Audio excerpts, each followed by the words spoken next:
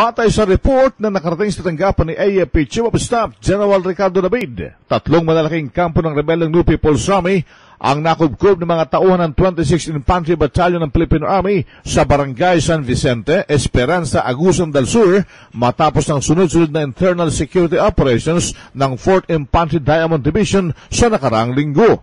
Ayon sa ulat ng mga tropa ng pamahalaan, unang nadiskubre ng mga sundalo ang isang local terrorist encampment na pinaghinalaang main camp ng mga rebel ng New People's Army na may 39 na bunkers at 2 guard post na tinatayang 1 buwan nang inabandona. At ang ikalawang nakubkob na kampo ng NPA ay ang di gaanong kalayuang satellite camp na may 3 bunkers at isang yungib na makaka-accommodate ng 70 katao kung saan na-recover din dito ang 2 handheld radios, mga parte at magazine ng M16 rifle, personal na kagamitan at mga subversibong dokumento. At ang ikatlong nakubkob na militar ang isa pang satellite camp na may 7 mga bunkers na makaka-accommodate ng 20 katao kung saan naiwan ng mga rebelde sa kampong ito ang mga bala at bahagi ng mga rifles, mga bote ng dextrose, military uniforms, cassette tapes, at personal na kagamitan kung saan pinaghihinala ang 2 linggo na nilang inabandona ang kampo. Sinasabi pa sa report ni Lieutenant Colonel Richard Patricio, Battalion Commander ng 26th Infantry Battalion,